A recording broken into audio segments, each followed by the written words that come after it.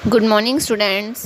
आज हम अपना न्यू चैप्टर स्टार्ट कर रहे हैं। हम ज्योग्राफी का 4th चैप्टर डिस्कस करेंगे आज। Our new chapter is agriculture. तो देखिए, एग्रीकल्चर होता है बेटा कृषि या खेती।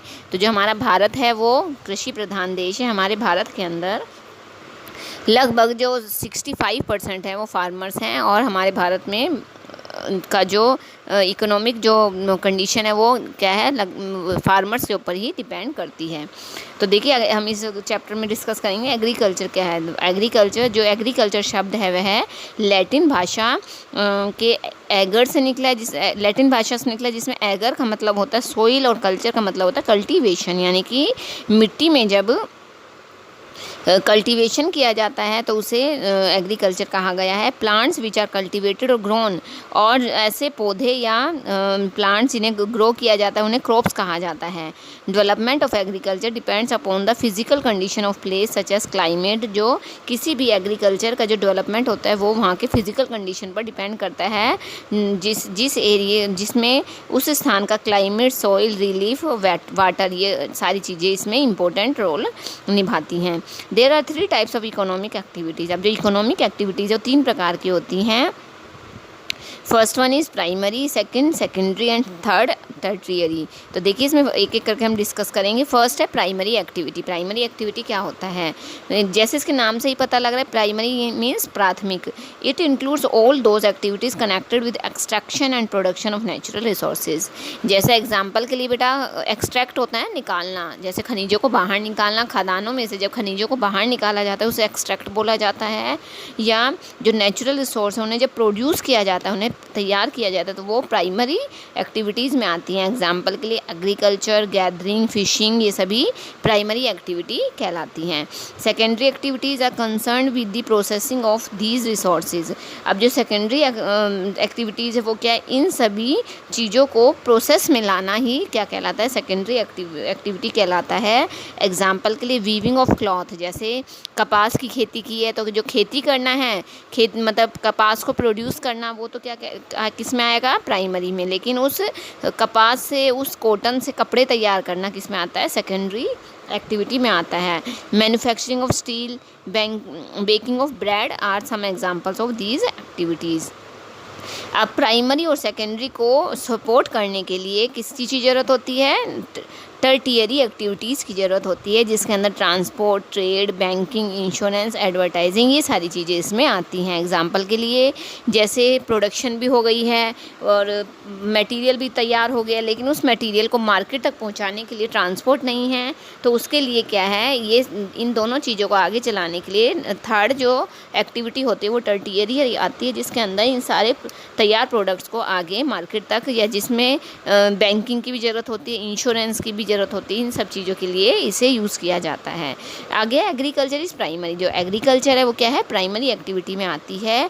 It includes growing crops, fruits, vegetables, flowers और रियरिंग ऑफ लाइफ स्टॉक। जो एग्रीकल्चर है उसके अंदर केवल कृषि करना ही नहीं आता है, बल्कि पशुओं का पालन करना भी आता है।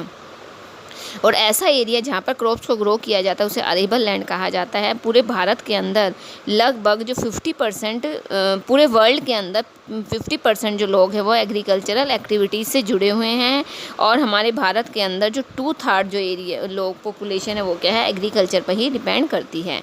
Agricultural activities is concentrated in those region of world. जो एग्रीकल्चर एक्टिविटीज़ है वो ऐसे एरियाज़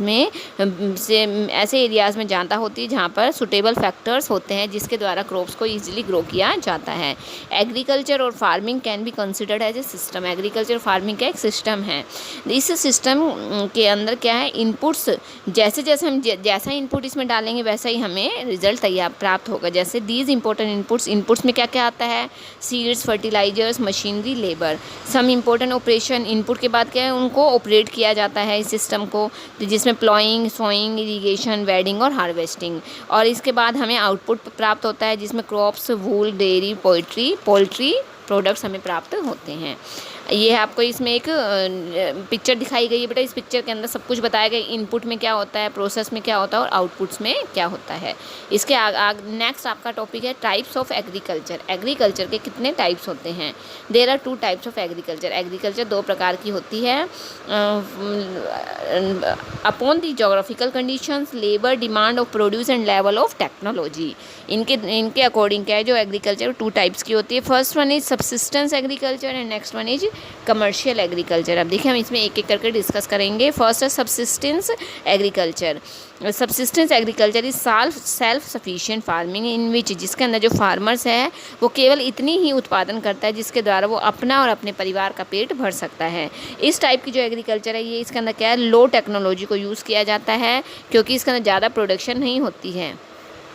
अब जो सब्सिस्टेंस एग्रीकल्चर है इसे भी आगे 2 भागों में बांटा गया है, जिसके अंदर प्राइमिटिव सब्सिस्टेंस एग्रीकल्चर और इंटेंसिव सब्सिस्टेंस। अब प्राइमिटिव सब्सिस्टेंस देखिए, प्राइमिटिव सब्सिस्टेंस में क्या इसके भी 2 टाइप्स होते हैं। इसके अंदर शिफ्टिंग एग्रीकल्चर और नोमैटिक हर्डिंग। तो शिफ्टिंग एग्रीकल्चर को झूम कल्टीवेशन भी कहा जाता है।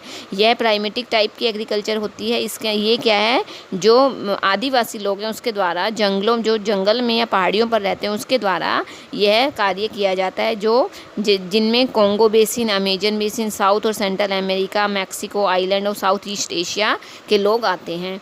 Those who practice shifting agriculture, जो लोग शिफ्टिंग एग्रीकल्चर करते हैं वह सेटल लाइफ एंजॉय नहीं करते हैं क्योंकि वो कभी एक स्थान से दूसरे स्थान पर घूमते रहते हैं। इस टाइप की कल्टीवेशन के अंदर क्या होता है, एक जंगल के एक एरिया को साफ़ कर लिया जाता है, वहाँ के पेड़ों को काट दिया जाता है और जो बचे हुए जो तना होता है उसे वहीं जला दिया जाता है और जलने के बाद जो राख होती है उसे उसकी मिट्टी में मिक्स कर दिया जाता है जिससे खाद बनती है।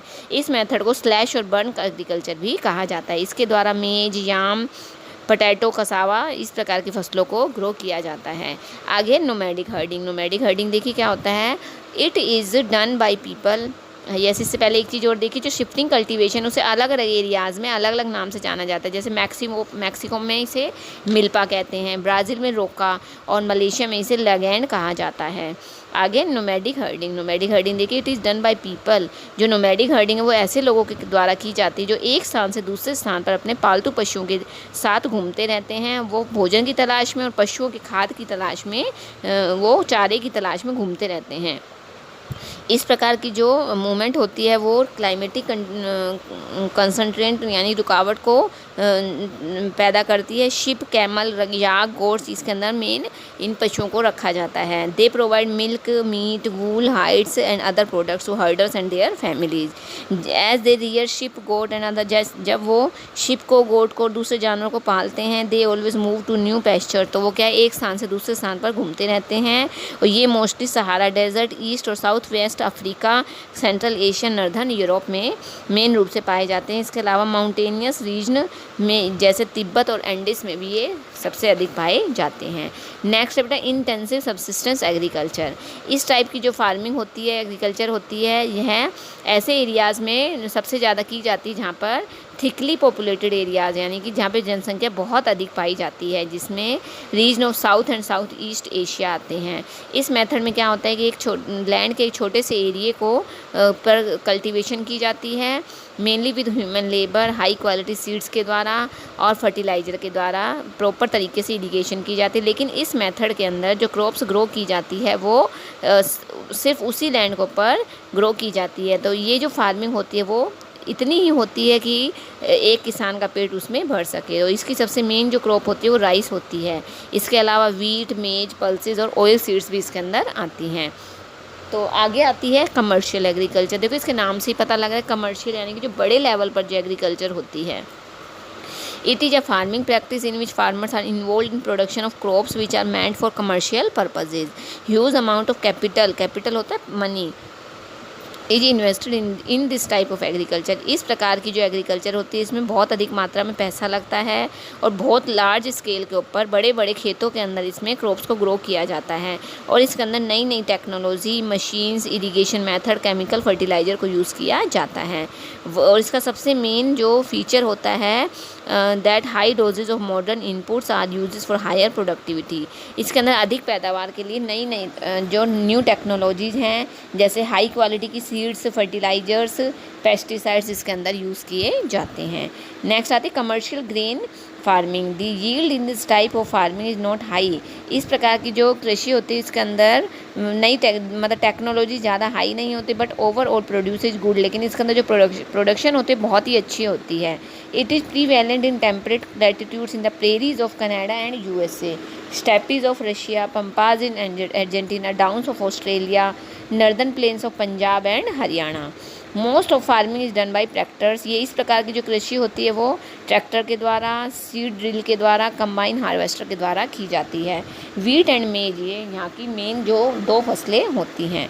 और आगे आता है मिक्स्ड फार्मिंग। मिक्स देखो इसके नाम से ही पता लग रहा है इस प्रकार की जो फार्मिंग होती है इसके अंदर फार्मिंग भी होती है, लाइव स्टॉक भी होता है, यानी कि पशुओं का पालन भी इसमें आता है। सेरियल्स और वेजिटेबल्स और विद फोडर, फोडर होता है बेटा पशुओं का चारा, oats, maize and root crops for livestock. Equal importance is given to cultivating crops and rearing cattle. इसके अंदर क्रॉप्स, कल्टिवेटिंग क्रॉप्स के साथ साथ कैटल्स को रियर करना, शिप्स, पिग्स, पोल्ट्री, पोल्ट्री होता है मुर्गी पालन। तो इस प्रकार से इन सब चीज़ों को इसके अंदर मिक्स करके किया जाता है। Crop rotation also maintain soil fertility. और जो इसके अंदर क्या है, क्रॉप को रोटेट करके, जैसे एक बार क्या है एक साल उसमें राइस को ग्रो किया है, फिर नेक्स्ट ईयर उसमें वीट, फिर नेक्स्ट ईयर बाजरा, इस प्रकार से इसमें क्रॉप को रोटेट करके इससे क्या है जो मिट्टी की फर्टिलिटी है वो बनी रहती है। तो ये होती है मिक्स्ड फार्मिंग। आगे है plantation agriculture. Plantation it is mostly done in tropical and सब ट्रॉपिकल रीजन में होती है। It is commercial form of farming, और यह कमर्शियल टाइप की फार्मिंग होती है, और ये मोस्टली यूरोपियन कंट्रीज़ में ज़्यादा होती है। इस टाइप की जो फार्मिंग होती है उसके अंदर केवल only 1 cash crop is cultivated. एक खेत में एक ही फसल को बोया जाता है।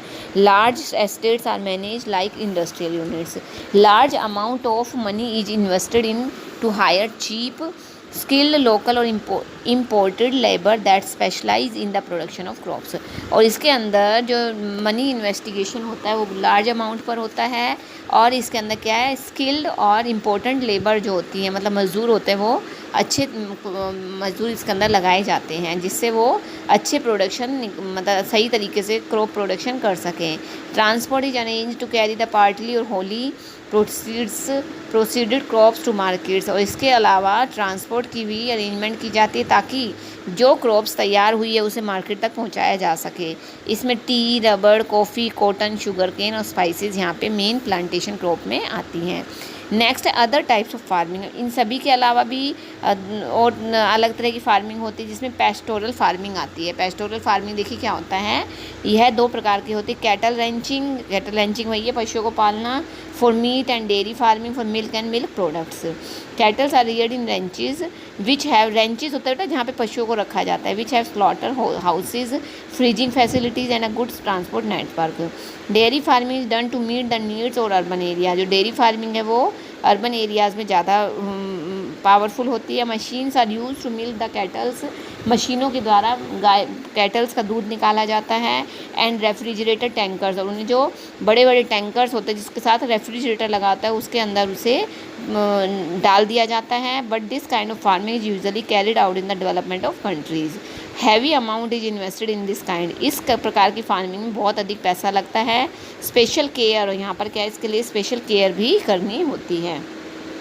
और ये मोस्टली कहाँ पर होती है, यूएसए, ऑस्ट्रेलिया, न्यूजीलैंड और नीदरलैंड और डेनमार्क में सबसे अधिक पाई जाती है। आगे आता है sericulture and pisciculture. Sericulture is a rearing of silk worm to produce silk. Silk को तैयार करने के लिए सिल्क वॉर्म, जो सिल्क के वॉर्म्स होते हैं, कीड़े होते हैं, उनका पालन करना सेरीकल्चर कहलाता है। और pisciculture is a rearing of fish, oyster, prawns और क्रैब्स। इन सभी को जब पाला जाता है उसे पिस्सीकल्चर कहा जाता है। हॉर्टिकल्चर, हॉर्टिकल्चर क्या होता है, different kind of farming which involve farming of vegetables, fruits and flowers. जहाँ पर वेजिटेबल, फ्रूट्स और फ्लावर्स की खेती की जाती है उसे हॉर्टिकल्चर कहा जाता है। और यह यूरोप में बहुत अधिक मात्रा में किया जाता है। Fruit farming has become quite popular since it can be preserved and transported easily. और सबसे ज़्यादा इसमें फ्रूट की फार्मिंग होती है क्योंकि इन्हें क्या है प्रिजर्व और ट्रांसपोर्टेशन इनकी बहुत ही ईजी होती है।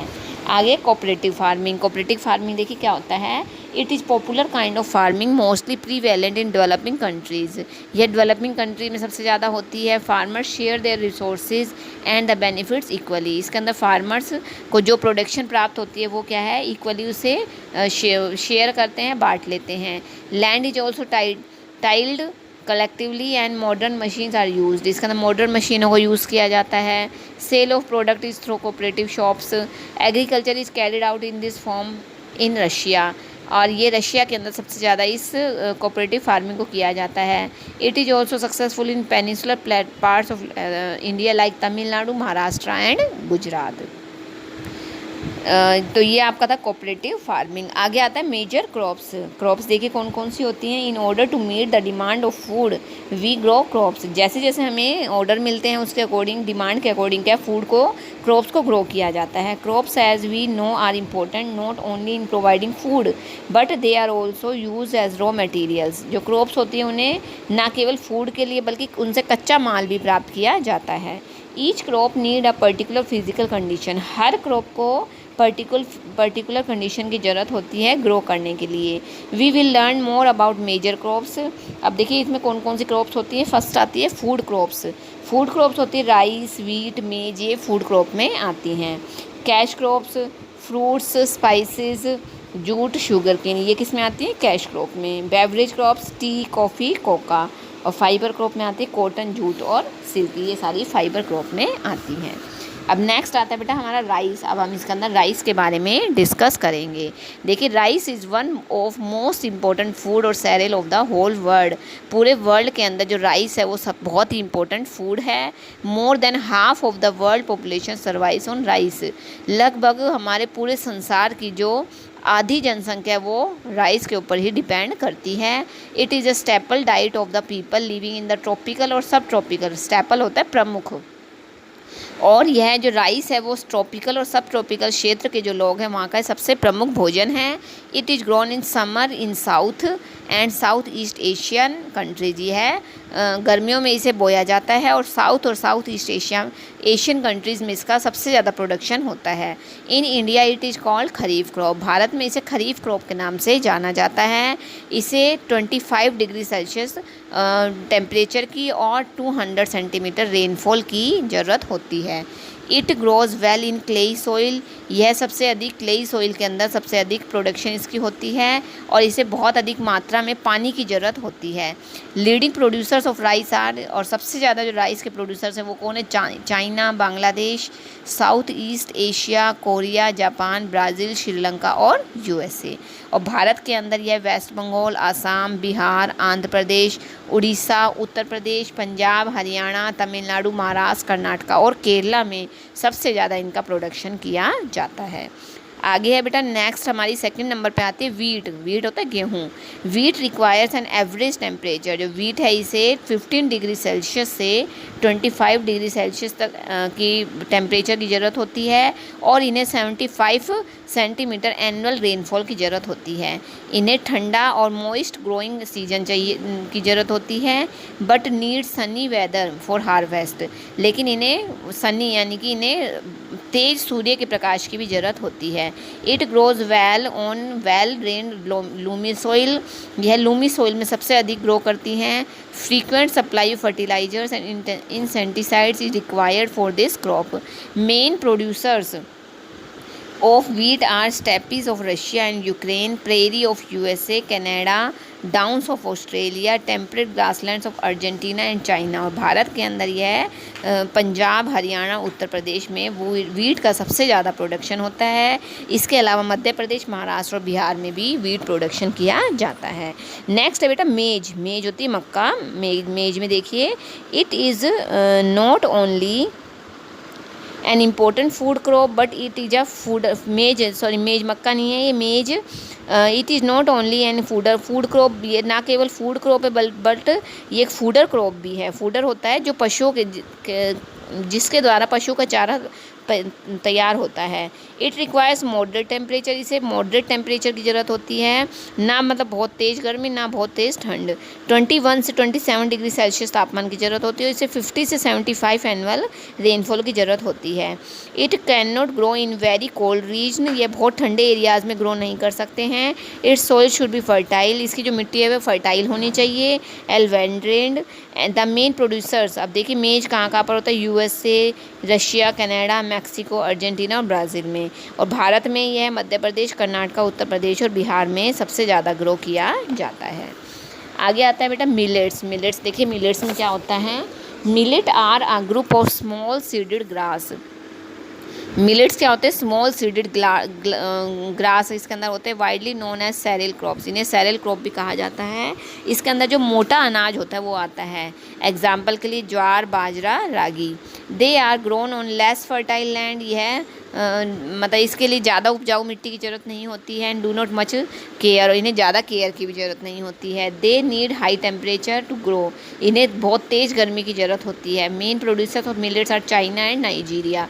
Millets are also use as fodder in USA, millet को यूएसए में फोडर के रूप में यूज़ किया जाता है। और भारत में यह महाराष्ट्र, कर्नाटक और राजस्थान में मेन रूप से ग्रो किए जाते हैं। आगे आता है बेटा शुगर केन, गन्ना। शुगर केन देखिए, it is very important cash crop grown in the tropical region, यह बहुत ही इंपॉर्टेंट कैश क्रॉप है। ट्रॉपिकल रीजन में इसका सबसे अधिक उत्पादन होता है। It requires more than year to ripen, it is grown as a plantation crop. It can grow very well from a stem cutting also, इसकी क्या स्टेम को कट करके इसे लगाया जाता है। जो शुगर केन है उसे 27 डिग्री सेल्सियस तापमान की और 6 से 7 मंथ्स लगातार रेनफॉल की ज़रूरत होती है। It is a soil exhausting crop, so it needs regular fertiliser और मैन्यूअर, इसे डेली रेगुलरली इसे मैन्यूअर्स की यानी खाद की ज़रूरत होती है, मैन्यूर की। Its juice is use to make sugar, इसके जूस से चीनी बनती है। It is a labour intensive crop. Brazil is the largest producer of sugar cane, और जो ब्राज़ील है पूरे वर्ल्ड के अंदर सबसे बड़ा प्रोड्यूसर है शुगर केन का। In India Uttar Pradesh is the largest, और भारत में यूपी जो उत्तर प्रदेश है वहाँ पे सबसे ज़्यादा प्रोडक्शन होता है। आगे आते टी। इट इज़ बेवरेज, ये पेय पदार्थ है, पेय पदार्थ है ना, प्लांटेशन क्रॉप है। It is known for its stimulating qualities. It is prepared from leaves which are plucked from time to time, यह पत्तियों, इसकी पत्तियों से ही क्या है ये चाय तैयार होती है। Well drained Lumi soil is best suited for its growing, और इसके ग्रोइंग के लिए लूमी सॉइल सबसे बेस्ट होती है। इट रिक्वायर्स वार्म क्लाइमेट, इसे गर्म क्लाइमेट की ज़रूरत होती है, और हैवी रेनफॉल, बहुत अधिक बारिश की ज़रूरत होती है।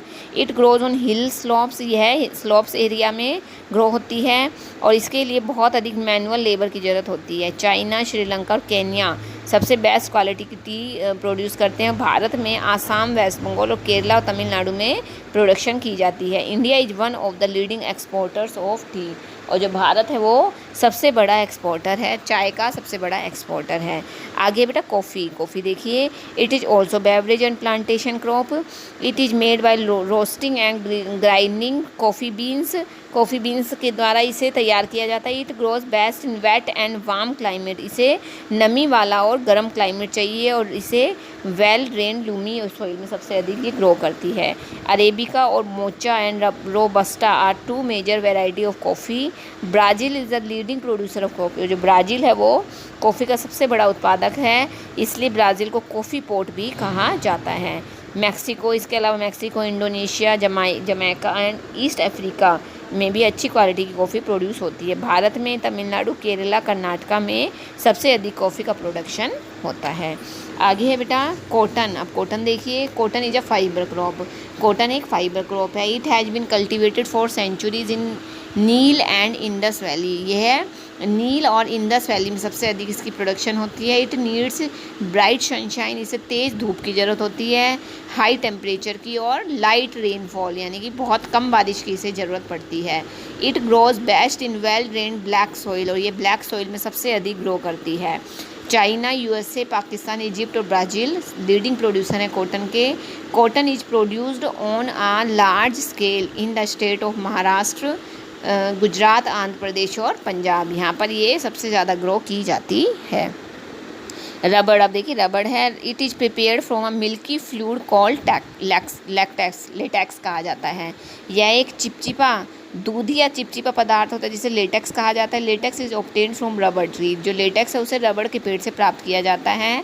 इसमें क्या होता है बेटा, देखो इसकी जो छाल होती है, तना होता है, उसके बीच में कट लगा देते हैं और उसके ऊपर से क्या है, लेटेक्स धीरे धीरे टपक टपक कर इसके नीचे कप बांध दिया जाता है। जैसे देखो पिक्चर में दिखाई दे रहा है, इस कप के अंदर क्या है, ये धीरे धीरे इस कट में से ये टपकता रहता है। लोट ऑफ मैनुअल वर्क, और इसके लिए क्या है, मैनुअल लेबर की बहुत अधिक ज़रूरत होती है। इस लेटेक्स को कलेक्ट कर लिया जाता है। दिस सैप, और जो ये गाढ़ा गाढ़ा मिश्रण प्राप्त होता है, इज देन प्यूरीफाइड, उसे प्यूरीफाइड किया जाता है। ड्राइड, उसे सुखाया जाता है। एंड मेड इनटू रबड़ शीट्स, और उसकी रबड़ की शीट्स बनाई जाती हैं। और ये सारा कार्य फैक्ट्रीज में किया जाता है। Latex is use to make tyres, latex से टायर्स, ट्यूब्स और डेली यूज़ के आइटम्स भी बनाए जाते हैं। रबड़ के लिए 30 डिग्री सेल्सियस तापमान की और 200 सेंटीमीटर बारिश की ज़रूरत होती है। और यह mostly Malaysia, Brazil, India, Sri Lanka, Indonesia में ग्रो किया जाता है। इसके अलावा भारत के अंदर इसे केरला और त्रिपुरा में सबसे ज़्यादा ग्रो किया जाता है। आगे है जूट। जूट देखिए, it grows well in alluvial soil, यह एलुवियल सोइल में सबसे अधिक ग्रो करती है।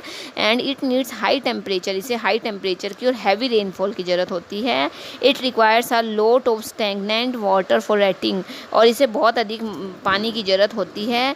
It is also requires a lot of manual, इसे बहुत अधिक मैनुअल लेबर की ज़रूरत भी होती है हार्वेस्टिंग प्रोसेस के लिए। इंडिया, बांग्लादेश, चाइना में सबसे अधिक जूट का प्रोडक्शन होता है। वेस्ट बंगाल सबसे लार्जेस्ट प्रोड्यूसर है, असम और बिहार भी हैं। और जूट को गोल्डन फाइबर के नाम से भी जाना जाता है।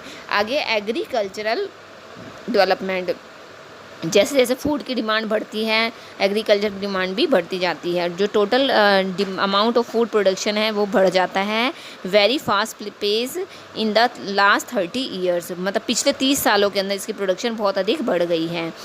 इसके लिए क्या है, irrigation has been also extended to arid, farmers in many countries have become modern. अब आजकल क्या है, जो फार्मर्स हैं वो भी मॉडर्न हो गए हैं। वो नई नई टेक्नोलॉजी के द्वारा, नई नई टेक्नोलॉजी को, नई नई टूल्स, मशीन्स को यूज़ करके वो कृषि के कार्य को बढ़ा रहे हैं। ट्रैक्टर्स, थ्रेशर्स, हार्वेस्टर्स, इनके द्वारा ज़्यादा से ज़्यादा क्रॉप प्रोडक्शन की जा रही है। Larger holdings are more suitable for commercial agriculture as in USA, Canada and Australia. Let's learn about agriculture in the development of country, in the develop country. अब देखिए हम इसके अंदर हम डिस्कस करते हैं कि कहाँ कहाँ पर कितना कितना प्रोडक्शन होता है। तो फार्मिंग इन इंडिया, भारत में देखिए, India is developing country, Bharat एक डेवलपिंग कंट्री है, मतलब इसका डेवलप नहीं हुआ है, चल रहा है। About 70% of Indian population in engage in farming, लगभग 70% जो जनसंख्या है वो फार्मिंग से जुड़ी हुई है। Over the past few years, पिछले कुछ सालों से there has been a shift towards commercial farming, हमारे भारत में क्या कमर्शियल फार्मिंग को ज़्यादा लार्ज स्केल पर किया जा रहा है। There has been very little improvement as far as the tools and machine in agriculture are concern, और नई नई टूल्स और मशीनों के द्वारा क्या है, इसके अंदर इम्प्रूवमेंट किया गया है। Land has been divided and sub divided into small plots, जो लैंड होता है उसे छोटे छोटे टुकड़ों में बांट लिया जाता है। And average size of land holding is 1.5 एकड़, 1.5 एकड़ का जो सबसे एवरेज साइज होता है वो होता है। Green revolution created awareness, green revolution के द्वारा किसानों के अंदर क्या अवेयरनेस आई है। और जो better quality of seeds, irrigation facilities, machines, cooperative farming, इन सभी को यूज़ करके क्या है, जो किसान है वो ज़्यादा से ज़्यादा क्रॉप प्रोडक्शन करने लग गए हैं। India is way behind in the milk production as compare to other developed countries, but in the past few years, लेकिन पिछले कुछ सालों से various government initiatives like milk cooperative societies have led to the increase in milk production, और इसके अलावा हमारे भारत के अंदर मिल्क प्रोडक्शन के अंदर भी बहुत ज़्यादा इम्प्रूवमेंट हुआ है। Amul in Gujarat is one such example, और गुजरात के अंदर जो अमूल कंपनी है वो इसका सबसे मेन एग्जाम्पल है। Wheat is main crop in northern region, जो वीट है वो क्या है, नर्दर्न क्षेत्र के अंदर सबसे मेन क्रॉप है। Projects like Bhakra Nangal have led to improved irrigation system, और जो भाखड़ा नांगल डैम है वो इरिगेशन सिस्टम को इम्प्रूव करने के लिए ही बनाया गया है। द प्रोडक्शन पर एकड़ इज हाई टुडे, और आजकल जो प्रोडक्शन हो रही है बहुत हाई क्वालिटी की हो रही है। और India has become an exporter of wheat. Double L multi cropping agriculture universities have been set up to develop new methods of companies. और इस नई नई मेथड्स के द्वारा, नई नई टेक्नोलॉजी के द्वारा जो हमारा भारत है वो भी आज बहुत अधिक विकसित देशों में भी उसका नाम गिना जाने लग गया है। आगे बेटा फार्मिंग इन यूएसए, ये तो थी फार्मिंग इन इंडिया। अब यूएसए की फार्मिंग देखिए। Farming in USA is totally different. जो यूएसए की फार्मिंग है बिल्कुल डिफरेंट है। Mainly it is commercial nature, इसके अंदर क्या कमर्शियल तरीके से कृषि की जाती है। Size of the country is much bigger, इस देश का जो साइज है बहुत बड़ा है देन दैट ऑफ इंडिया, भारत से बहुत बड़ा है। And also it is not so populous, लेकिन यहाँ की जो जनसंख्या है वो भारत जितनी अधिक नहीं है। Size of the farms are very large, यहाँ के जो खेत हैं वो क्या है बहुत ही बड़े बड़े हैं। एवरेज साइज बीइंग 500 एकड़, और यहाँ के जो खेत हैं उनका साइज 500 एकड़ का है। And mostly run by a single family, यानी कि एक एक परिवार के पास 500 एकड़ की ज़मीन है। There is no manual labour, यहाँ पर क्या है यूएसए में कोई मैनुअल लेबर नहीं है, सारा काम मशीनों से होता है। The work is done by machine, जो कार्य केवल मशीनों से होता है। फार्म्स आर वेल इक्विप्ड, यहाँ के जो खेत हैं बहुत ही मतलब नई नई जो टेक्नोलॉजी आ रही है उसके द्वारा यहाँ पर इन फार्मों पर, इन खेतों पर कृषि की जाती है। Dairy and poultry farms are also there to support the farmers families. और dairy production, dairy milk production और पोल्ट्री फार्म्स जो हैं वो भी क्या है फार्मर्स की फैमिली को सपोर्ट करते हैं। वीट और मेज यहाँ पर सबसे अधिक ग्रो की जाती है। And southern part of prairies wheat is grown in winter, जो वीट है उसे सर्दियों में बोया जाता है। While in northern part it is grown in spring, लेकिन जो नर्दर्न एरिया है वहाँ पर इसे स्प्रिंग सीजन में ग्रो किया जाता है। Through super highways between the farms and the collecting centres, इस प्रकार से बेटा जो यूएसए के जो विलेज हैं, जो गांव के एरिया हैं वो भी बहुत डेवलप हैं। वहाँ पर नई नई टेक्नोलॉजी को यूज़ करके जो प्रोडक्शन है बहुत अधिक मात्रा में किया जाता है। तो ये बेटा आपका चैप्टर था। अगर कुछ प्रॉब्लम है तो आप मुझसे डिस्कस करना। Okay, thank you.